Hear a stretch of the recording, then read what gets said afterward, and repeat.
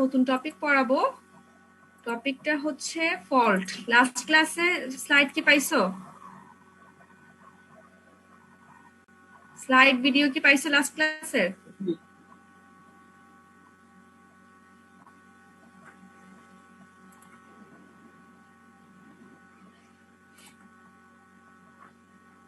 আচ্ছা দেখো, আজকে আমরা নতুন টপিক পড়বো। টপিকটার নাম হচ্ছে ফল্ট। আমি পড়ায় যাব, তোমাদের যদি কোনো কোশ্চেন থাকে ওখানে জিজ্ঞেস করবা। তো ফল্ট জিনিসটা কি? ফল্ট হচ্ছে a fault is defined as a fracture in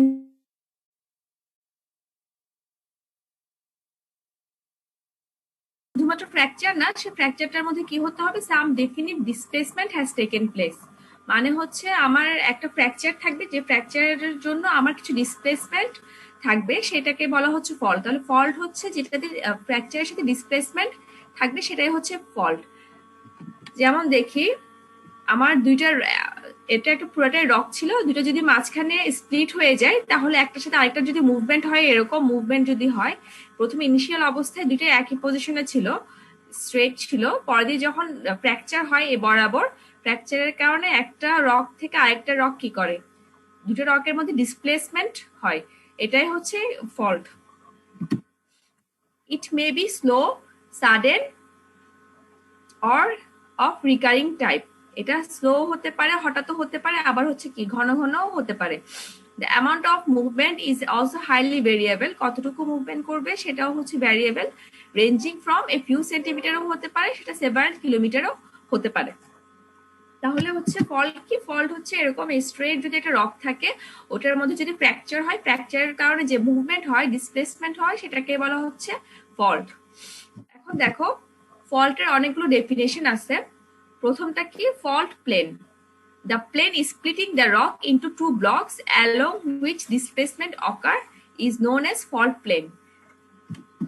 প্রথমে ইনিশিয়াল অবস্থায় কি ছিল, রকটা একটা কম্বাইন্ড পজিশনে ছিল, যেখানে কোনো ফল্ট ছিল না। যে মাত্র ফল্ট হলো, সে মাত্র হচ্ছে কি দুইটা রক আলাদা হয়ে ডিসপ্লেসমেন্ট কাজ করলো, এখানে ডিসপ্লেসমেন্ট একটা সাপেক্ষে আরেকটা মুভমেন্ট করলো। তো যে প্লেন বরাবর, যে প্লেনটা রকটাকে দুইটা ভাগে ভাগ করে, সেটাকে বলা হচ্ছে ফল্ট প্লেন। তোমাদের বইয়ের ফিগার, তোমরা চাইলে ইন্টারনেট থেকে আরো ক্লিয়ার ফিগার দেখতে পারো। আমি তোমাদের বইয়ের ফিগার দিলাম এই জন্যই যে তোমাদের বুঝতে সুবিধা হবে। এখানে দুইটা রক যখন স্প্লিট করে, যে প্লেন বরাবর স্প্লিট করে, সেটাকে বলা হচ্ছে ফল্ট প্লেন। এখানে ফল্ট প্লেন কোনটা? এই প্লেন যেটা দেখাচ্ছি ইনক্লাইন প্লেন, সেটাকে বলা হচ্ছে ফল্ট প্লেন। এই প্লেন বরাবর দুইটা রক স্প্লিট হয়েছে।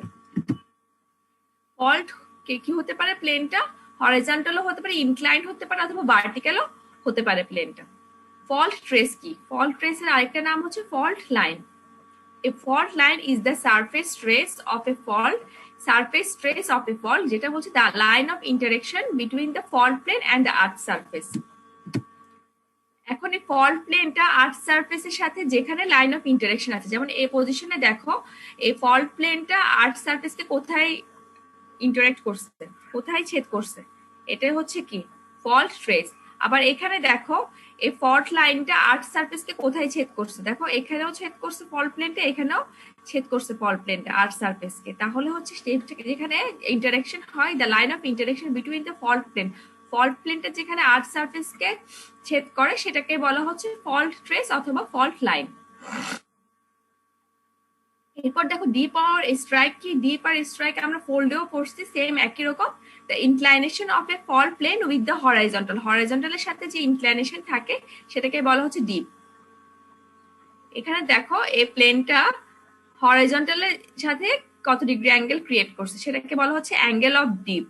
সেটাই হচ্ছে কি the inclination of the fault plane with the horizontal, হরাইজন্টালের সাথে যতটুকু অ্যাঙ্গেল ক্রিয়েট করছে সেটাকে বলা হচ্ছে কি ডিপ। আর স্ট্রাইক হচ্ছে কি the direction perpendicular to the dip direction, ঠিক আগের মতোই ফোল্ডে যেটা পড়ছিলাম, the direction perpendicular to the dip direction is known as strike. এখন ডিপ যদি হয় এদিকে হরাইজন্টাল বরাবর, স্ট্রাইক হবে কি তার পারপেন্ডিকুলার ডিরেকশনে হবে কি স্ট্রাইক। এরপর দেখো হেড, হেড কি? It is the angle which a fault plane makes with the vertical. হরাইজন্টালের সাথে ফল্ট প্লেন যেটা ক্রিয়েট করে সেটাকে বলা হচ্ছে ডিপ, আর ভার্টিক্যালের সাথে ফল্ট প্লেন যে অ্যাঙ্গেলটা ক্রিয়েট করে সেটাকে বলা হচ্ছে head. Wall, each of the two blocks of the rock separated by a fault plane is termed as wall. যেমন এখন এই ফল্ট প্লেন কি করছে, দুইটা পার্টকে ভাগ করছে, তো দুইটা পার্টের প্রতিটাকে বলা হচ্ছে ওয়াল। তাহলে প্রথম যেটা দেখো, ইনক্লাইন ফল্ট প্লেনের ক্ষেত্রে the block which rest over the other is called hanging wall, the underlying block is called footwall. এই ফ্লল প্লেনটা কি করছে, রকটাকে দুই ভাগে ভাগ করছে, যেটা একটার উপর সাপোর্ট করে থাকে সেটাকে বলা হচ্ছে হ্যাঙ্গিং ওয়াল, আর যেটার উপর সাপোর্ট করে থাকে সেটাকে বলা হচ্ছে ফুটওয়াল। এটা হ্যাঙ্গিং ওয়াল যেটা সাপোর্ট করে থাকে, আরেকটা হচ্ছে ফুটওয়াল যেটার উপর সাপোর্ট করে থাকে। Up through side of the two blocks of a fault, the one which moves up with respect to the other. হ্যাঁ,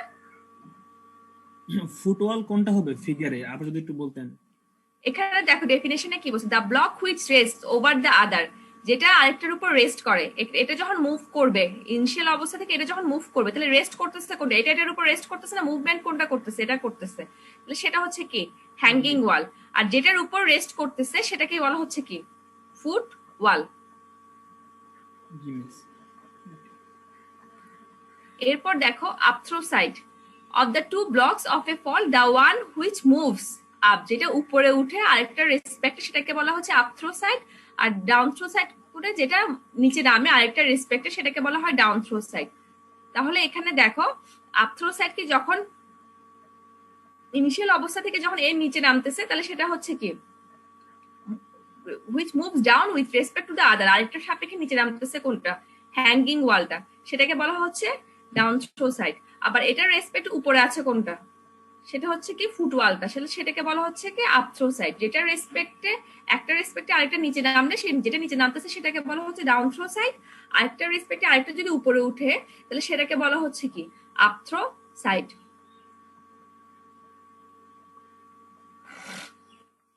এরপর দেখো the total vertical displacement in a fault is known as throw of the fault. আরেকটা part বলছে the total horizontal displacement in a fault is known as heave of the fault. এখন একটা দেখো ফিগারটা যদিও ভালো করে বোঝা যাচ্ছে না, এখানে এই জিনিসটাকে কি করছে, এই পার্টটাকে কি করছে এখানে দেখাচ্ছে, এটা হচ্ছে ফল্ট প্লেন, ঠিক আছে। তো ফল্ট প্লেন বরাবর আমার প্রথমে ইনিশিয়াল অবস্থায় কি ছিল, দুইটা ব্লকই সেম পজিশনে ছিল, হরাইজন্টাল পজিশনে ছিল। ফল্ট প্লেন বরাবর কি হলো, একটা উপরে রয়ে গেল, আরেকটা হচ্ছে কি নিচে নেমে আসলো। তো এই টোটাল ডিস্টেন্সটা কি ডিসপ্লেসমেন্ট হয়েছে। তো এটাকে তুমি যদি হরাইজন্টাল কম্পোনেন্ট ভার্টিক্যাল কম্পোনেন্টে ভাগ করো, এটা হচ্ছে ভার্টিক্যাল কম্পোনেন্ট, এটা হচ্ছে হরাইজন্টাল কম্পোনেন্ট। ভার্টিক্যাল কম্পোনেন্টের একটা নাম আছে, হরাইজন্টাল কম্পোনেন্টের একটা নাম আছে। টোটাল ডিসপ্লেসমেন্টকে যদি তুমি টোটাল ডিসপ্লেসমেন্টটাকে এখানে ইনক্লাইন্ড, টোটাল ডিসপ্লেসমেন্টকে তুমি যদি দুইটা ভাগে ভাগ করো, একটা হরাইজন্টাল পার্ট নাও আর একটা ভার্টিক্যাল পার্ট নাও, তাহলে দেখো হরাইজন্টাল পার্টটাকে বলা হচ্ছে হিপ আর ভার্টিক্যাল পার্টটাকে বলা হচ্ছে থ্রো।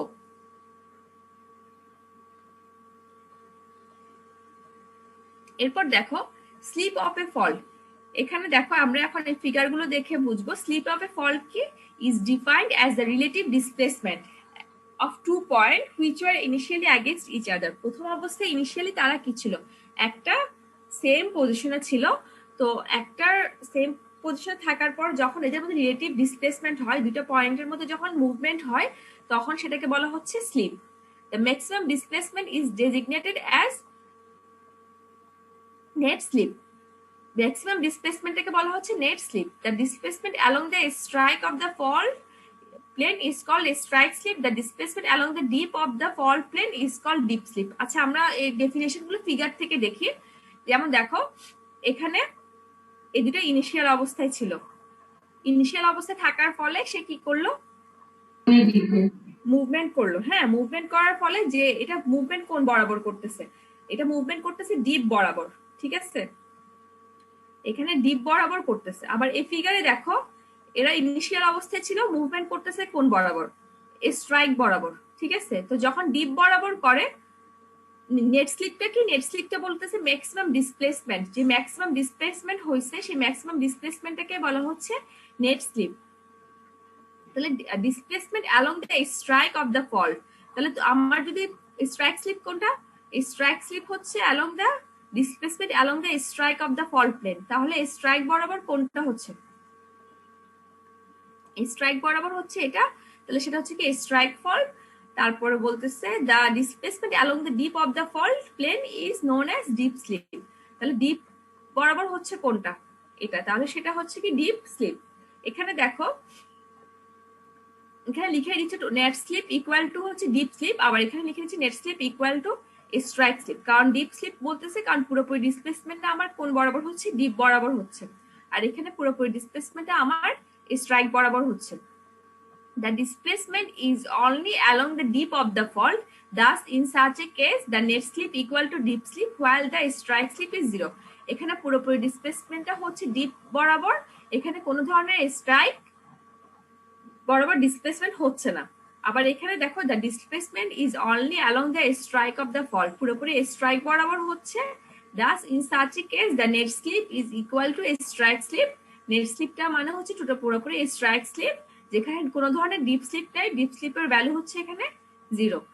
এখন দেখো দুটোটার কম্বিনেশন একটা আছে, দুটোটার কম্বিনেশন কি দেখো, আমি প্রথমে এগুলো ইনিশিয়াল পজিশনে ছিল, তো এখানে এসে কি হলো, প্রথমে হরাইজন্টাল বরাবর গেল, মিনস হচ্ছে স্ট্রাইক বরাবর গেল, এরপর হচ্ছে কি ডিপ বরাবর নামলো। তাহলে এখানে কি আলো কি থাকলো, এখানে এই স্ট্রাইক স্লিপও আছে, এখানে হচ্ছে কি ডিপ স্লিপও আছে, তাহলে সেটাকে বলা হচ্ছে কি oblique slip. The displacement is in a direction other than the dip or strike direction. Thus, in such a case, the maximum displacement, এখানে maximum displacement কোনটা, A, B. Maximum displacement, এটা দুইটা কম্পোনেন্ট আছে, একটা হচ্ছে হরাইজন্টাল কম্পোনেন্ট যেটাকে বলা হচ্ছে স্ট্রাইক কম্পোনেন্ট, সেটার ভ্যালু হচ্ছে AC, আর একটা হচ্ছে ভার্টিক্যাল কম্পোনেন্ট, মিনস হচ্ছে যেটাকে আমরা বলছি ডিপ স্লিপ, সেটার ভ্যালু হচ্ছে বিসি। তো দুটোটাকে তুমি যদি একটা হরাইজন্টাল কম্পোনেন্ট ভার্টিক্যাল কম্পোনেন্ট ধরো, তাহলে এটা কি পাবা, রেজাল্টেন্ট কি পাবা, রেজাল্টেন্ট হচ্ছে অবলিক কম্পোনেন্ট স্লিপ, যেটাকে বলা হচ্ছে এ বি নেট স্লিপ। এতটুকু পর্যন্ত কারো কোশ্চেন আছে?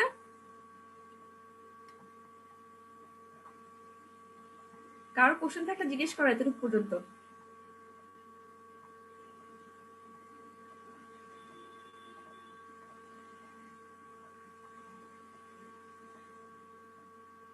আচ্ছা, কেউ যখন কোশ্চেন করতেছো না তার মানে আমি বুঝে নিচ্ছি তোমরা বুঝছো।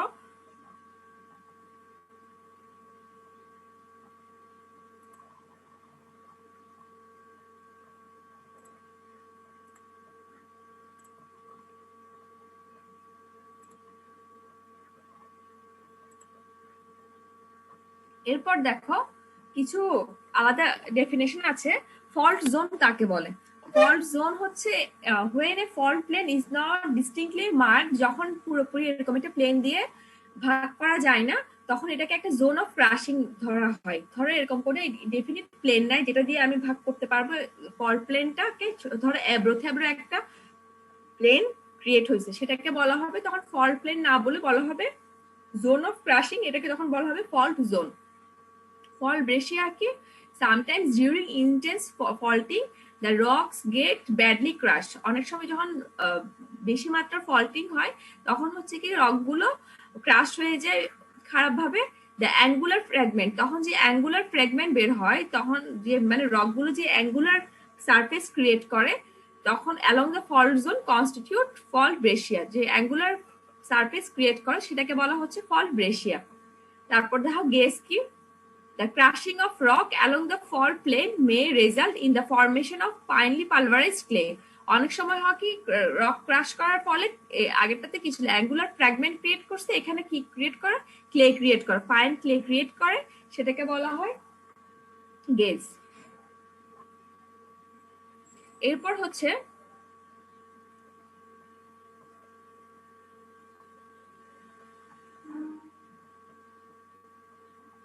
slick and sides. The moving block in a fault cause lots of scratching on one another along the fault plane. একটা যখন আরেকটার উপর দিয়ে মুভ করে তখন একটা একটাকে কি করে, প্রেসার ক্রিয়েট করে, অথবা হচ্ছে কি একটার কারণে আরেকটার উপর হচ্ছে কি একটা একটাকে টান দেয়, প্রেসার ক্রিয়েট করে। তো এই কারণে কি হয়, সামটাইমস স্ট্রিয়েশন অথবা গ্রুপস প্রডিউস হয়। গ্রুপস মানে হচ্ছে খাজ ক্রিয়েট হয়। একটা একটাকে যখন একটার একটার উপর যখন মুভমেন্ট করে তখন কি করে, বিভিন্ন রকম খাজ ক্রিয়েট করে। তো এই ধরনের সারফেস গুলোকে বলা হয় স্লিকেন সাইটস। এগুলো হচ্ছে র্যান্ডম কিছু ডেফিনেশন, জেনারেল কিছু ডেফিনেশন। এরপরে আসলে আমরা চলে যাব ক্লাসিফিকেশনে। ক্লাসিফিকেশন প্রথমটা ধরো কিসের উপর ডিপেন্ড করে করা হয়, apparent movement of the block. এখানে দেখো নর্মাল ফল্ট কি, normal fault is that in which the hanging wall has apparently moved down with respect to the footwall. ফুটওয়ালের রেসপেক্টে হ্যাঙ্গিং ওয়াল হচ্ছে কি নিচে নামলো, ফুটওয়ালে এখানে এফডব্লিউ হবে, ফুটওয়ালের রেসপেক্টে হ্যাঙ্গিং ওয়াল হচ্ছে কি নিচে নামলো। এটাকে বলা হচ্ছে normal fault. The general effect of a normal fault on the bed is pulling apart the strata. Means তুমি যখন একটা রেসপেক্টে আরেকটা যখন নিচে নামছে তখন কি হয়, একটা একটাকে টান পুল করতেছে, মানে টানতেছে, টেনশন ফোর্স কাজ করতেছে বোঝাচ্ছে। তো সেটাকে বোঝাচ্ছে কি নর্মাল ফল্ট। এরপর দেখো রিভার্স ফল্ট কি, রিভার্স ফল্ট হচ্ছে when the hanging wall has apparently moved up with respect to the foot wall। যখন ফুটওয়ালের রেসপেক্টে হ্যাঙ্গিং ওয়াল হচ্ছে উপরে উঠতেছে তখন সেটাকে বলা হচ্ছে রিভার্স ফল। তো এটা যখন একটা একটার উপর উঠতেছে তখন এটাকে এখানে কি কাজ করে, বেডের উপর শর্টেনিং অফ দ্য স্ট্রেটা। এটা একটা একটার উপর প্রেসার ক্রিয়েট করতেছে, তো আলটিমেটলি এটাকে এখানে কম্প্রেশন ফোর্স কাজ করতেছে, যার জন্য কি হচ্ছে শর্টেনিং হচ্ছে বেডের। এরপর দেখো ফল্ট অ্যাঙ্গেলের উপর ভিত্তি করে দুই ভাগে ভাগ করা হয়। একটা হচ্ছে হ্যাঁ ম্যাম বলো। ডেক্সট্রাল ফল্ট বলো তো একটা ফল্ট আছে মিস, ওইটা হ্যাঁ। মিস মানে মিস পাশাপাশি হয়, ওইটাও কি মিস অ্যাড করে দিব এই এই ক্লাসিফিকেশনে? এটা আমি গতবার পড়াইছি, তুমি কি ইয়াতে, তুমি কোন ব্যাচের? আমি মিস এইটা নেই মিস, আমি পাইছি মিস এটা। হ্যাঁ ঠিক আছে, আমি ওটা বই নাই দেখে বাদ দিয়ে দিছি, ঠিক আছে তোমাদের এখন লাগবে না। এরপর দেখো high angle fault. High angle ফল্টে হচ্ছে আরেকটা হচ্ছে low angle fault. High angle fault মানে বোঝাচ্ছে অ্যাঙ্গেলটা হচ্ছে কি বড় হবে, those fault in which the fault plane dips steeply at an angle more than 45 degree. Means হচ্ছে ফল্ট প্লেনটা হরাইজন্টালের সাথে 45 ডিগ্রি অ্যাঙ্গেলের থেকে বড় অ্যাঙ্গেল ক্রিয়েট করলে সেটাকে বলা হবে হাই অ্যাঙ্গেল ফল্ট। আর লো অ্যাঙ্গেল ফল্ট কি, লো অ্যাঙ্গেল ফল্ট হচ্ছে the fault in which fault plane dips gently at angle less than 45 degree. আরেকটা হচ্ছে যদি হয় ফল্ট প্লেন হরাইজন্টালের সাথে 45 ডিগ্রি অ্যাঙ্গেল থেকে লেস অ্যাঙ্গেলে কাজ করে, তখন সেটাকে বলা হবে low angle fault. Most of the reverse fault আর রিভার্স ফল্ট কোনটা, এই যে একটু আগে আমরা যেটা দেখলাম হ্যাঙ্গিং ওয়াল উপরে উঠে যায়, এই ধরনের ফল্ট গুলো হচ্ছে low angle fault. A very low angle reverse fault is called a thrust fault. Thrust fault বলা হচ্ছে অনেক সময় রিভার্স ফলটা যদি অতিরিক্ত অ্যাঙ্গেল ছোট হয় সেক্ষেত্রে সেটাকে বলা হয় থ্রাস্ট ফল্ট। আবার একটা ওভার থ্রাস্ট ফল্টও বলে, যখন হচ্ছে ডিসপ্লেসমেন্ট যখন একটা কনসিডারেবল ম্যাগনিটিউডের হয়, একটা কনসিডারেবল অ্যামাউন্টের হয় ডিসপ্লেসমেন্ট, তখন সেটাকে বলা হয় হচ্ছে ওভার থ্রাস্ট। এরপর দেখো classification on the basis of attitude of the fault. এখানে তিন ধরনের ফল্ট আছে, একটা হচ্ছে dip fault, strike fault, oblique fault. দেখো it is the fault in which strike of the fault is along the dip direction of the bed. এখন দেখো এখানে এটা হচ্ছে কি ফল্ট, ঠিক আছে, এটা হচ্ছে কি বেড, এগুলো হচ্ছে বেড। তো এখানে বলতে আছে স্ট্রাইক অফ দ্য ফল্ট, ফল্টের স্ট্রাইকটা কি হবে ডিপ ডিরেকশন অফ বেড, বেডের ডিপ ডিরেকশনের হবে। তাহলে এখন আমরা দেখি বেডের ডিপ হচ্ছে কি, এটা যদি হরাইজন্টাল অ্যাঙ্গেল ধরি এখানে, তাহলে বেডের ডিপ হচ্ছে এদিকে যাচ্ছে আর স্ট্রাইক হচ্ছে ভার্টিক্যাল পোর্শন বরাবর যাচ্ছে। সেম ভাবে ডিপ হচ্ছে হরাইজন্টালি যাচ্ছে, ভার্টিক্যাল বরাবর হচ্ছে যাচ্ছে স্ট্রাইক। এখন তুমি যখন এখানে আসবা ফল্টে তখন দেখবা হচ্ছে ডিপ কোন বরাবর যাচ্ছে, ভার্টিক্যাল বরাবর যাচ্ছে, তাহলে স্ট্রাইক কোন বরাবর যাবে, হরাইজন্টাল বরাবর যাবে। তাহলে ফল্টের স্ট্রাইক হচ্ছে কিসের সাথে, ফল্টের স্ট্রাইক হচ্ছে বেডের ডিপের সাথে যাবে, তাহলে বেডের ডিপ ফল্টের স্ট্রাইক যদি হরাইজন্টাল ভাবে হয় তাহলে বেডের ডিপও কি হরাইজন্টাল, তাহলে সেই ক্ষেত্রে বলতে চাচ্ছে যেটা হচ্ছে ইট is the fault in which direction of the strike of the fault is along the dip direction of the bed. এরপর দেখো স্ট্রাইক ফল্ট কি, স্ট্রাইক ফল্টে দেখো in which strike of the fault is along the strike of the bed, ফল্টের strike আর বেডের strike হচ্ছে কি same ডিরেকশনে যাবে। এখন দেখো এখানে এটা যদি হয় আমি হরাইজন্টালের সাথে অ্যাঙ্গেল ধরি, এটা যদি হয় আমার ডিপ তাহলে এটা হচ্ছে কি স্ট্রাইক। সেম ভাবে এখানে তুমি যদি ধরো এটা যদি হয় ডিপ এ বরাবর তাহলে স্ট্রাইক হবে কোন বরাবর, ভার্টিক্যাল বরাবর। তাহলে বেডের স্ট্রাইক আর হচ্ছে কি ফল্টের স্ট্রাইক সেম ডিরেকশন বরাবর, তাহলে সেক্ষেত্রে সেটাকে বলা হচ্ছে স্ট্রাইক ফল্ট। এরপর কি oblique fault, it is the fault in which strike of the fault is neither along deep নর স্ট্রাইক অফ দ্য বেড। এখন দেখো এই পজিশনে আসো, এখানে যখন ফল্ট ক্রিয়েট হয়েছে তখন দেখো বেডের দুটার ফল ডিপ আর স্ট্রাইক যদিও সেম কিন্তু হচ্ছে এখানে এসে ডিরেকশন চেঞ্জ হয়ে গেছে, ডিপ একদিকে হবে স্ট্রাইক হচ্ছে আরেক দিকে হবে, মানে ফল্টের ডিপ স্ট্রাইক ডিরেকশন বেডের ডিপ স্ট্রাইক ডিরেকশনের সাথে প্যারালাল না, সেক্ষেত্রে সেটাকে বলা হচ্ছে অবলিক ফল্ট। এরপর দেখো classification on the basis of fault, dip slip fault, এটা ডেফিনেশন আমি আগেই বলে দিচ্ছি। দেখো এই those in which net slip is in the direction of the dip of the fault, আমি একটু আগেই পড়েছি এটা ডিপ স্লিপ ফল্ট কি, নেট স্লিপ হচ্ছে ডিরেকশন অফ দ্য কোন দিকে হবে ডিপ অফ দ্য ফল্ট, যে ফিগারটা আমি দেখাইছি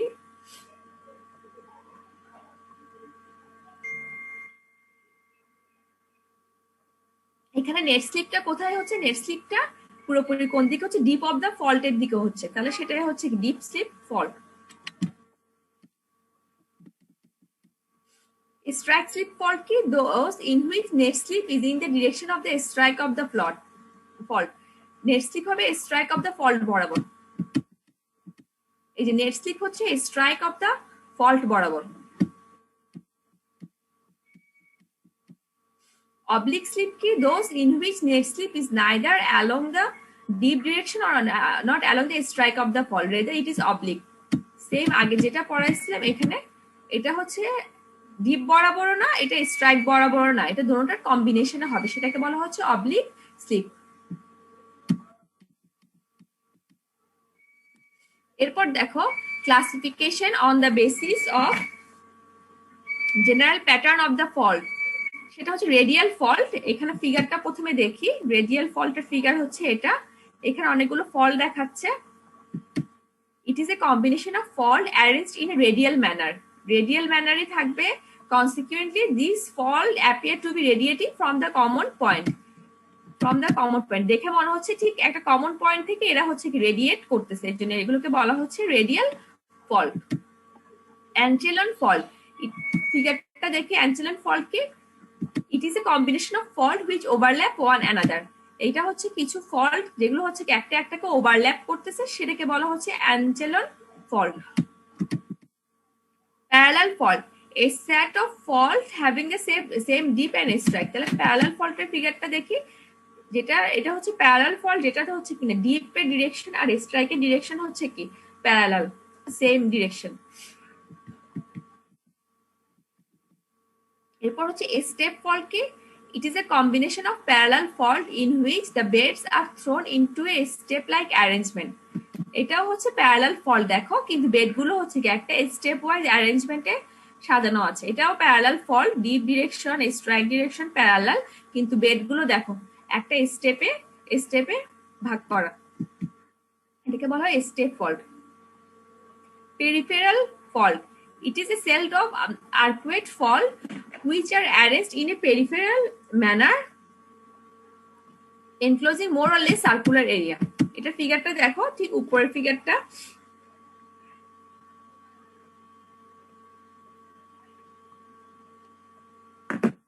এটা হচ্ছে কি দেখো পেরিফেরাল, পেরিফেরি বরাবর, এটা হচ্ছে যদি আমার রক হয় এটা পেরিফেরি বরাবর হচ্ছে কি একটা সার্কুলার এরিয়া ক্রিয়েট করে ফল্ট ক্রিয়েট করছে, সেটাকে বলা হচ্ছে পেরিফেরাল।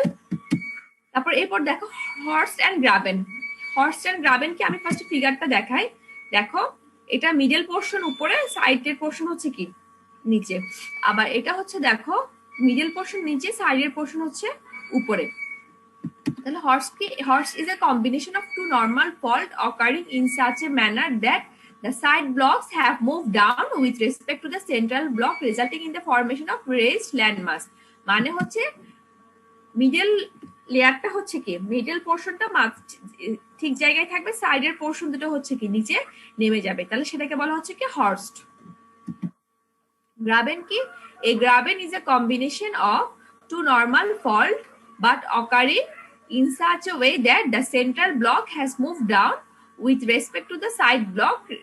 তাহলে দেখো সেন্ট্রাল ব্লকটা হচ্ছে কি, সাইড ব্লকটা সাইড ব্লকের নিজস্ব স্থানে থাকবে, কিন্তু সেন্ট্রাল ব্লকটা হচ্ছে কি নিচে নেমে যাবে, তাহলে সেটাকে বলা হচ্ছে গ্রাবেন। এখন বলো এতটুকু যে ক্লাসিফিকেশন পড়াইছি, কারো কোনো কোশ্চেন আছে কিনা বলো।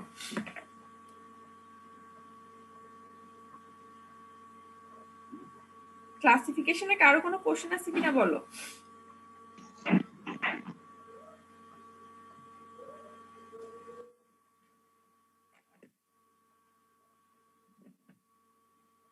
তোমাদের এরপরে কি একটার দিকে ক্লাস আছে না? মিস দুইটা থেকে ক্লাস আছে মিস। দুইটা নাকি একটা? দুইটা মিস। তুমি আমাকে একটা বলছো কেন? মিস বলিনি মিস, আমি বুঝলাম মিস। মিস আমরা দুইটার সময় ক্লাস আছে তো মিস, একটু মিস। আর মিস আমরা 8:30 থেকে ক্লাস করতেছিলাম। আচ্ছা ঠিক আছে, সমস্যা নাই, তাহলে একটাই ছেড়ে দিব, ওইটা বলো। আর তোমরা আমাকে বলছো যে 12টা থেকে 1টা পর্যন্ত টাইম দিতে পারবা, এই জন্যই বলতেছি। Yes miss. আচ্ছা সমস্যা নাই। দেখো এখন এখানে ক্লাসিফিকেশনের কোথাও কোনো প্রবলেম আছে কিনা বলো, তাহলে আমি এর পরের টপিকে যাই না হলে। তোমাদের যেহেতু টাইম কম এই জন্য।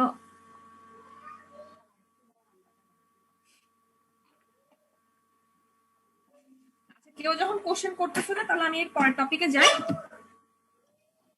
এরপর দেখো এটা একটু খুব ইম্পর্টেন্ট টার্ম, কারণ হচ্ছে এটাতে অনেক সময় পরীক্ষায় কোশ্চেন আসে, প্লাস হচ্ছে ফিগার গুলো একটু আঁকাটাও অনেক টাইম কনজিউমিং, ঠিক আছে। তো যদি ঠিক মতো আঁকতে পারো ফিগার তাহলে ফুল মার্কই পাওয়া যায়। এটাতে লেখা তেমন বেশি নেই, কিন্তু ফিগার গুলো আঁকতে হয় আর কি। Effect of fault on outcrop. Outcrop means হচ্ছে তোমার রকের অ্যাপিয়ারেন্সটা গ্রাউন্ড সারফেসে কিরকম হবে সেটাকে বলা হচ্ছে আউটক্রপ। এখানে কয়েকটা ইস্যু আছে, আমি তোমাদেরকে সিম্পলি বই পড়লে তোমরা বুঝবা, তারপর আমি তোমাদেরকে সিম্পলি বুঝাই দিই। জিনিসটা দেখো, dip slip fault in horizontal blade in hanging wall as down throw side. Hanging ওয়ালটা কোন দিকে আছে, ডাউন থ্রু সাইডে আছে, নিচের দিকে আছে। আর ডিপ স্লিপ ফল্ট, ডিপ কোন দিকে আছে, ফলটা কোন দিকে আছে, ডিপ বরাবর হচ্ছে। ডিপ স্লিপ ফল্ট হচ্ছে হরাইজন্টাল ব্লেডে, ঠিক আছে। তো এখন তুমি দেখো এই অবস্থায় যদি ইরোশন হয়, ঠিক আছে, এটা উপরে আছে, এটা হচ্ছে কি নিচে আছে, এই অবস্থায় যদি ইরোশন হয়, এই পার্টটা যদি হচ্ছে কি ক্ষয় হয়ে যায়, তাহলে সারফেসটা দেখতে কিরকম হবে, এরকম হবে না?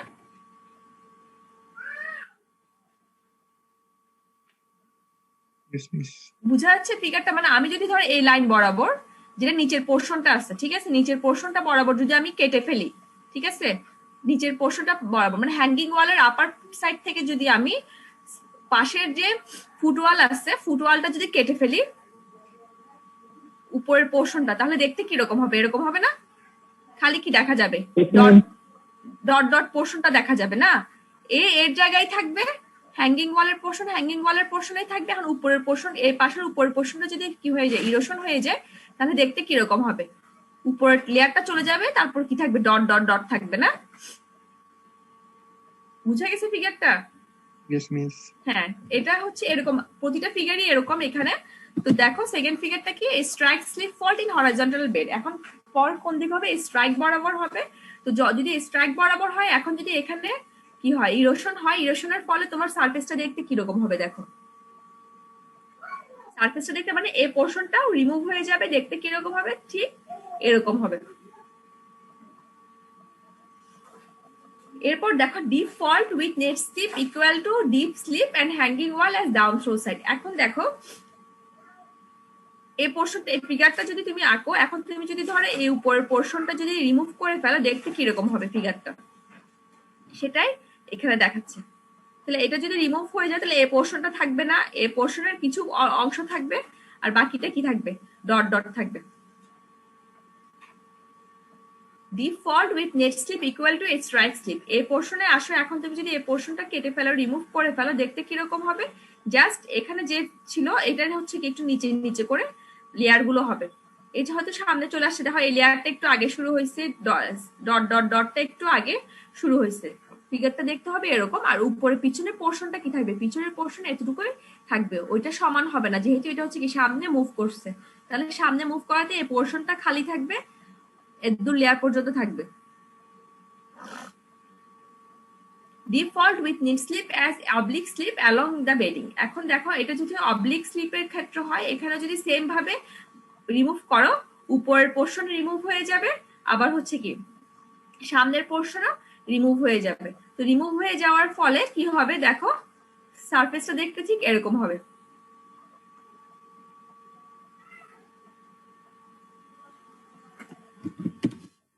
এরপর দেখো a strike fault with net slip equal to deep slip and hanging wall as down throw side। এখন এটা তো সেম, তুমি যদি এই পোর্শনটা রিমুভ করে ফেলো দেখতে হচ্ছে ফিগারটা এরকম হবে। এটা হচ্ছে যে তোমাদের জাস্ট কিছু অ্যাপ্লিকেশন যে দেখতে কিরকম হবে সারফেসটা, সেটা হচ্ছে কি তোমার ইরোশনের ফলে। তোমাদের ফিগারগুলো খুব ভালো করে প্র্যাকটিস করতে হবে, দেখতে হবে। যদি ভালো নাম্বার পেতে চাও তাহলে ভালোভাবে ফিগারগুলো আঁকতে হবে, আর তবে এগুলো আঁকা খুব টাইম কনজিউমিং, ঠিক আছে। এরপর দেখো কি হচ্ছে, এই পোর্শনটা কেটে ফেলে কি হবে, দেখতে এরকম হবে। এরপর দেখো ফোল্ডের ক্ষেত্রে কি হয়, যখন স্লিপ ফল্ট করে তুমি যদি এই পোর্শনটা এখন রিমুভ করে দাও, দেখো আমার লেয়ার গুলো কোথায় হচ্ছে, লেয়ার গুলো আরো একটু ব্রড হয়ে গেছে। এখানে ছিল কন্ট্রাক্ট, এটা এখানে সে হয়ে গেল কি ব্রড হয়ে গেছে, জাস্ট কিসের জন্য, ফল্টিং এর জন্য।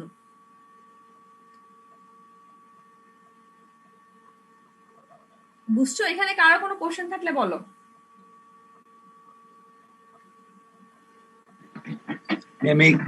ম্যাম এগুলো কোশ্চেন কিরকম হবে? ফল্ট ডেসক্রাইব করতে বলবে, এফেক্ট দা ফল্টের effect on outcrop, effect of fault on outcrop. তোমরা লাস্ট ইয়ারের কোশ্চেন গুলো দেখলে আইডিয়া করতে পারবা, বুঝছো। ক্লাসিফিকেশন গুলো তো বুঝছো, ক্লাসিফিকেশন আর কখনো ওরকম হতে পারে যে এটা নিয়ে লিখো, হর্স এন্ড গ্রাবেন নিয়ে লিখো, এরকম বলতে পারে, ঠিক আছে। অথবা এটা এই বেসিসে কিভাবে ক্লাসিফিকেশন করা যায় এভাবেও বলতে পারে, ঠিক আছে। যেমন classification on the basis of attitude of the fault, এভাবে ক্লাসিফিকেশন করো, এটা বলতে পারে। আর এটা বলতে পারে হচ্ছে যে effect of fault on outcrop.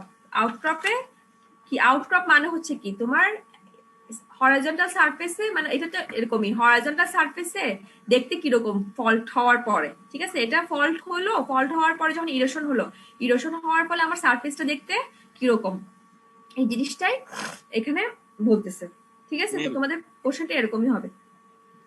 Ma'am সেই ক্ষেত্রে কি ফিগার আঁকা লাগবে?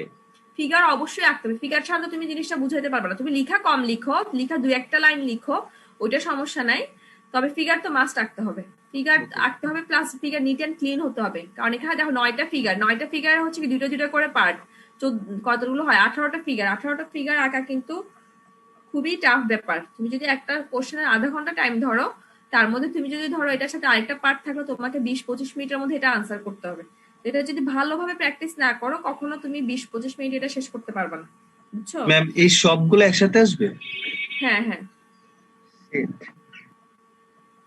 আলাদা করে বললো তো আলাদা করে বললো, আলাদা করে আঁকলা, কিন্তু ম্যাক্সিমামই তোমরা লাস্ট ইয়ারের কোশ্চেন গুলো একটু দেখিও কিভাবে আসার। আমি যতদূর জানি এটাতে নাম্বারও বেশি আসে। কেউ যদি ভালোভাবে আনসার করতে পারো তাহলে ফুল মার্কস পেয়ে যাবে, ফিগার গুলো যদি ঠিকভাবে আঁকতে পারে। এইটা পর্যন্ত কারো কোনো কোশ্চেন আছে? ক্লাসিফিকেশন এদূর পর্যন্ত? এরপর যাই, এরপরের পার্ট গুলো হচ্ছে আমরা আগেও পড়ছি, যে কিসে ফোল্ডের ক্ষেত্রে পড়ছিলাম, ঠিক আছে। তো টেকটনিক কজ কি, নন টেকটনিক কজ কি, সেগুলো কি ছিল, হরাইজন্টাল কম্প্রেশনের জন্য হয়, হরাইজন্টাল টেনশনের জন্য হয়, সল্ট ডোমের জন্য হয়, ভার্টিক্যাল মুভমেন্টের জন্য হয়। এগুলোর ব্রিফ ডেসক্রিপশন আমি ফোল্ড যখন পড়াইছিলাম তখন এখানে কভার করছিলাম, ঠিক আছে। ওখান থেকে আইডিয়া আছে তোমাদের, তোমরা এখানে চ্যাপ্টার গুলো রিডিং পড়ে নিও, তেমন বেশি কিছু না। ওখানে যে মেকানিজম ছিল ঠিক সেম মেকানিজমও এখানে। আর নন টেকটনিক কজ কিসের জন্য হতে পারে, ল্যান্ডস্লাইডের জন্য হতে পারে, রক স্লিপ হতে পারে, ক্রিপিং হতে পারে। এই টার্মগুলো আমি ফোল্ডে পড়াইছিলাম, ডিটেল পড়াইছিলাম ফোল্ডে। তোমরা ওখান থেকে আইডিয়া নিয়ে এখানে লিখতে পারো। আমি বলতেছি না যে বইয়ের মতো হুবহু লিখতে হবে, তোমরা বইয়ের মেইন পয়েন্ট গুলো লিখবা। এখানে লিখা যত বেশি লিখবা তার তত বেশি নাম্বার, এমন কোনো কিছু না। পয়েন্টে লিখতে হবে, পয়েন্ট যদি ঠিক মতো লিখো, কম লিখো, পয়েন্টে লিখো, তাহলে নাম্বার পাবা। এরপর সেম ধরো আমাদের অ্যাপ্লিকেশন কি কি আছে, সেটা কি টানেলে অ্যাপ্লিকেশন, ড্যাম রিজার্ভার অ্যাপ্লিকেশন, ব্রিজে অ্যাপ্লিকেশন, কোয়ারিং এর অ্যাপ্লিকেশন, ল্যান্ডস্লাইড আর্থকোয়েক মাইনিং এর অ্যাপ্লিকেশন। এই জিনিসগুলো সেম পড়ে নিবা তোমরা, এটা বইয়ে আছে। কোনো কিছু যদি না বুঝো এই জিনিসগুলো আমি ইয়াতে কভার করব, পরে দিয়ে কভার করব। ড্যাম রিজার্ভার এগুলো যখন পড়াবো হাইওয়ে তখন ওখানে কভার করব। তোমরা নিজেরা এই জিনিসগুলো পড়ে নিবা, না বুঝার মতো কিছু নাই। অ্যাপ্লিকেশন গুলো যদি না বুঝো আমাকে নেক্সট ক্লাসে জিজ্ঞেস করবা। এখন বলো, মোটামুটি শেষ করতে পারছি টাইমের মধ্যে। এখন বলো কার কোথায় কি কোশ্চেন আছে। আমি প্রথম থেকে দেখাচ্ছি, দেখা যাচ্ছে?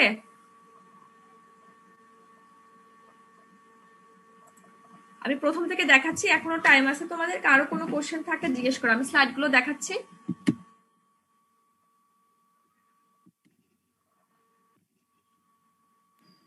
ম্যাম হরাইজন্টাল বেড জিনিসটা কি? হরাইজন্টাল বেড জিনিসটা কি? বেড, হরাইজন্টাল বেডের সারফেস কি? হরাইজন্টাল বেডের সারফেসটা কি? যদি টেবিল টেবিল হ্যাঁ, ঠিক হ্যাঁ। আছে তো হরাইজন্টাল। তুমি যদি ইনক্লাইন থাকে তাহলে ইনক্লাইন বেড। আচ্ছা, আচ্ছা। আমি দেখাচ্ছি, কারো যদি কোনো কোশ্চেন থাকে জিজ্ঞেস করো ডেফিনেশন গুলোতে।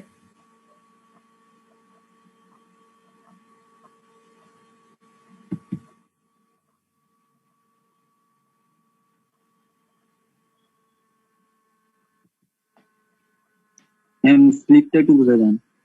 স্লিপ কোনটা? স্লিপ হচ্ছে কি এখানে মুভমেন্ট হবে, ঠিক আছে? ম্যাক্সিমাম ডিসপ্লেসমেন্টটাকে বলা হচ্ছে কি স্লিপ। তো স্লিপ তোমার তিন ধরনের হতে পারে। একটা এখানে দেখো, এটা ইনিশিয়াল অবস্থায় কি ছিল? একটা পুরো ব্লক ছিল। ফল্টিং এর ফলে হচ্ছে কি একটা পোর্শন আরেকটা পোর্শন থেকে নিচে নেমে গেছে।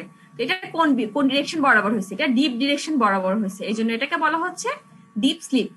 আবার আরেকটা ফল্টিং হতে পারে, সেটা হচ্ছে কি হরাইজন্টালি মুভমেন্ট করতে পারে। সেটা হচ্ছে কি কোন বরাবর হচ্ছে? স্ট্রাইক বরাবর হচ্ছে, সেটাকে বলা হচ্ছে স্ট্রাইক স্লিপ। দুইটা ফিগারের ডিফারেন্স তো বুঝতেছো না? ডিফারেন্স তো বুঝতেছো দুইটা ফিগার কি? একটা হচ্ছে কি ডিপ বরাবর হচ্ছে, আর একটা হচ্ছে কি স্ট্রাইক বরাবর হচ্ছে। আবার আরেকটা ফিগার আছে যেটাকে অবলিক স্লিপ বলে, সেটাকে হচ্ছে দেখো একটা ডিপ বরাবর স্ট্রাইক বরাবরও হচ্ছে, আবার ডিপ বরাবরও হচ্ছে, ঠিক আছে? তাহলে সেটাকে বলা হচ্ছে কি অবলিক স্লিপ। বুঝছো? দেখো স্লিপের ডেফিনেশন রাখলাম, দেখো বুঝো কিনা। ম্যাম আমাদের কি জয়েন্টস আছে? হ্যাঁ হ্যাঁ আছে। তুমি আগে আগে পড়তেছো কেন? তোমাকে আগে পড়তে কে বলছে? হ্যাঁ, তোমাকে আগে পড়তে কে বলছে? আমি যেগুলো পড়াচ্ছি সেগুলো পড়ো না, তুমি অন্য টপিক নিয়ে চিন্তা করতেছো কেন?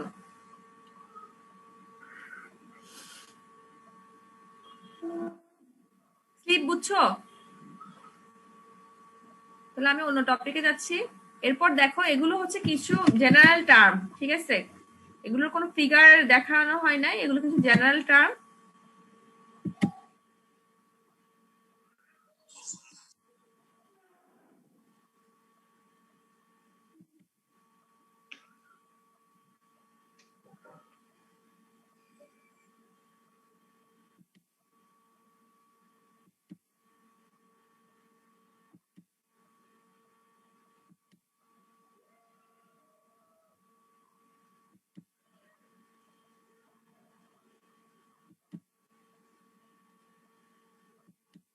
এর আগের স্লাইডে একটু বললে ভালো হতো।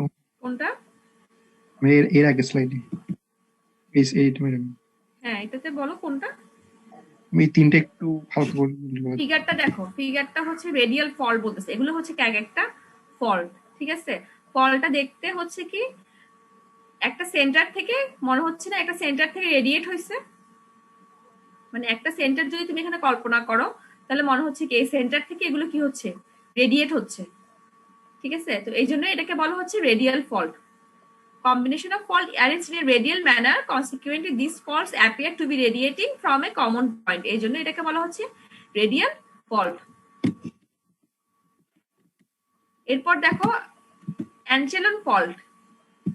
অ্যাঞ্চেলন ফল্ট হচ্ছে কিছু প্যারালাল ফল্ট। দেখো এগুলো হচ্ছে প্যারালাল ফল্টটা এখানে দেখাচ্ছে এরকম, গ্যাপ গ্যাপ আছে, এমনও হতে পারে একটার সাথে একটা কি হতে পারে, অ্যাটাচ থাকতে পারে, ওভারল্যাপ করতে পারে, ঠিক আছে? তাহলে সেটাকে হচ্ছে কি বলা হয়, এরকম কিছু প্যারালাল ফল্ট থাকতে পারে, আবার হচ্ছে কি একটার গায়ে একটা ঘেঁষেও ফল্টিং হতে পারে, তো সেটাকে বলা হচ্ছে en echelon fault, combination of fault which overlap one another. তারপর প্যারালাল ফল্ট, প্যারালাল ফল্ট কি দেখো এরকম কিছু ফল্টিং হচ্ছে প্যারালাল, ঠিক আছে, যেগুলোর হচ্ছে ডিপ যে ডিরেকশনে, প্রতিটা ডিপ ডিরেকশন আর হচ্ছে কি স্ট্রাইক ডিরেকশন হচ্ছে কি সেম, তো সেটাকে বলা হচ্ছে প্যারালাল ফল্ট। মিস বলো। আমি বুঝছি ম্যাম। আচ্ছা, এরপর আমি দেখাচ্ছি কোনটা কোশ্চেন থাকলে জিজ্ঞেস করো।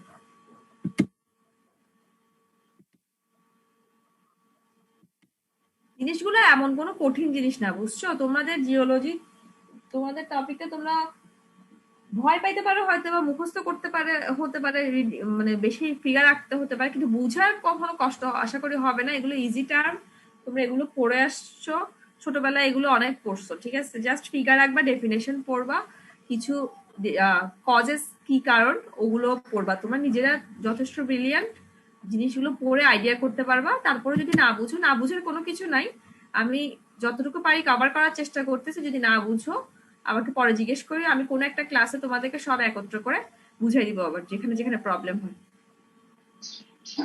ম্যাম হুম, ম্যাম থ্রিডি পিকচার নিয়েছি, আমার থ্রিডি পিকচার হবে না? বুঝি নাই কথা, যদি থ্রিডি না আছে আমার থ্রিডি টাকাই। আমি এখনো বুঝি নাই, একটু ক্লিয়ারলি বলবা? তুমি একটু আস্তে আমার আস্তে থ্রিডি বলো। পিকচার, থ্রিডি পিকচার না যদি আমরা থ্রিডি টাকাই।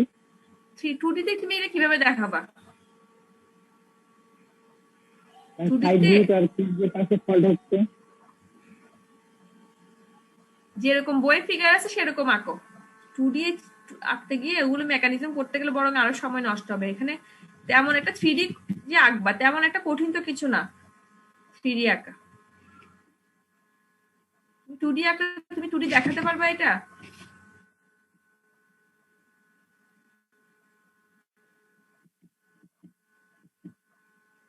এই ফিগার গুলো আঁকা একটু কষ্ট হবে, বুদ্ধিমানের যাদের মনে হবে টাইম বেশি লাগছে তারা কোশ্চেনটা স্কিপ করবা, আর যারা খুব ভালো প্রিপারেশন নিছে তারা অবশ্যই এটা আনসার করবা। যদি ঠিকঠাক মতো ফিগার আঁকতে পারো তাহলে ফুল মার্কস পাবা।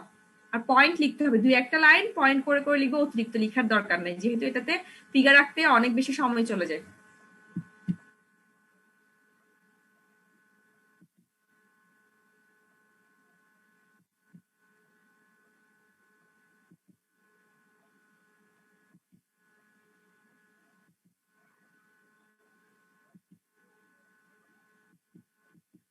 তাহলে আর কারো কোনো কোশ্চেন নাই?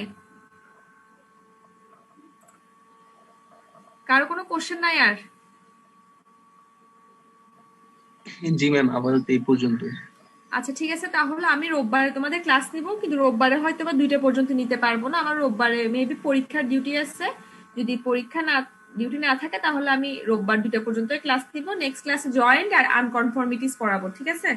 আর এর মধ্যে যদি তোমাদের কোনো পড়তে সমস্যা হয়, কোনো টপিক না বুঝো আমাকে বলিও, আমি কোনো একটা ক্লাসে সবগুলো টপিক আবার বুঝাই দিব যেগুলো বুঝো নেই, ঠিক আছে? Okay ma'am. তাহলে আজকে ক্লাস এখানেই শেষ। আসসালামু আলাইকুম। আসসালামু আলাইকুম ম্যাম। ওয়ালাইকুম আসসালাম।